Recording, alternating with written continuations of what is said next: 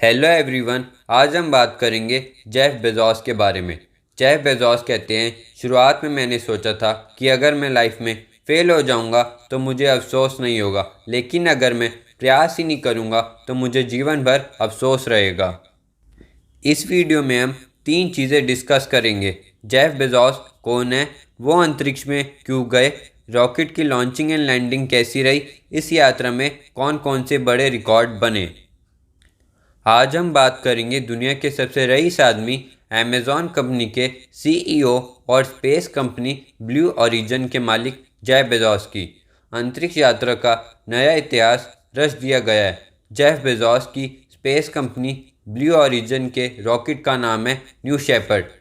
Jeff Bezos ने कहा उनका अंतरिक्ष में जाने का सपना 5 साल की उम्र से था और उनकी ये इच्छा पूरी हो गई। ब्लू ओरिजिन ने 20 जुलाई 2021 को न्यू शेपर्ड कैप्सूल से 4 निजी यात्रियों को अंतरिक्ष की यात्रा कराई। इन यात्रियों में शामिल थे Jeff Bezos, Mark Bezos, Wally Funk और ओलिवर डैमेन। इन 4 लोगों ने 100 किलोमीटर ऊपर कार्मन लाइन को पार किया। अंतरिक्ष की सीमा की शुरुआत कार्मन लाइन से होती है। इसे ही अंतर्राष्ट्रीय स्तर पर अंतरिक्ष की सीमा कहा जाता है। लैंडिंग के बाद जेफ बेजोस खुशी से उछल पड़े और कहा कि ये मेरी ज़िंदगी का सबसे बेहतरीन दिन है। ब्लू शेपर्ड कैप्सूल का रॉकेट उसे 3595 किलोमीटर प्रति घंटे की अधिकतम गति से अंतरिक्ष की ओर गया। करीब 4 मिनट अंतरिक्ष में ज़ीरो ग्रेविटी का आनंद लेने के बाद यह धरती की तरफ लौटा। ज़ीरो ग्रेविटी के समय कैप्सूल की ऊंचाई करीब 107 किलोमीटर थी। यहाँ पर चारों अंतरिक्ष यात्रियों ने बारहीनता का मजा लिया। कैप्सूल के अंदर वो ऐसे उड़ रहे थे जैसे उनके शरीर का वजन खत्म हो गया है। ज़ीरो ग्रेविटी फील कराने के बाद न्यू शेपर्ड कैप्सूल ने धरती की ओर लौटना शुरू किया। इस बीच रॉकेट बूस्टर ने लैंडिंग साइट पर सुरक्षित लैंडिंग की। हैरानी की बात यह थी, रॉकेट ने कैप्सूल को कार्मन लाइन से करीब 1 किलोमीटर पहले छोड़ा था। उसके बाद की यात्रा कैप्सूल ने रॉकेट की ऊर्जा के उपयोग से ही पूरी की थी।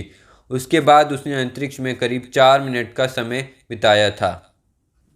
इस ऐतिहासिक यात्रा में 4 बड़े रिकॉर्ड बने जो अंतरिक्ष यात्रा का नया इतिहास है। पहला, 82 वर्षीय वैली फंक अंतरिक्ष यात्रा करने वाली सबसे बुजुर्ग व्यक्ति बन गए।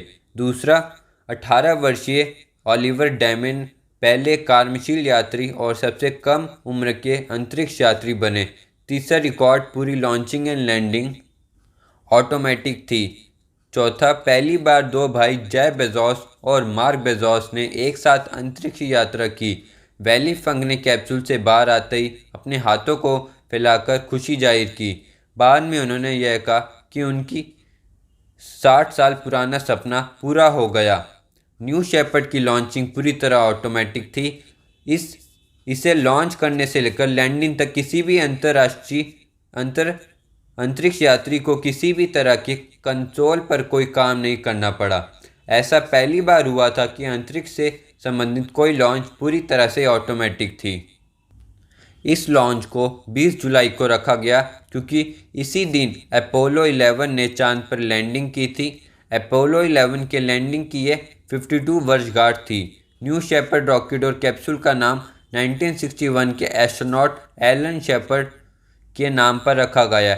एलन शेपर्ड अंतरिक्ष में पहुंचने वाले पहले अमेरिकी नागरिक थे। न्यू शेपर्ड कैप्सूल का कंट्रोल ज़मीन पर बनाए गए मास्टर कंट्रोल सेंटर से किया गया, लेकिन लॉन्च के बाद इसमें किसी भी तरह का कमांड देने की ज़रूरत नहीं थी।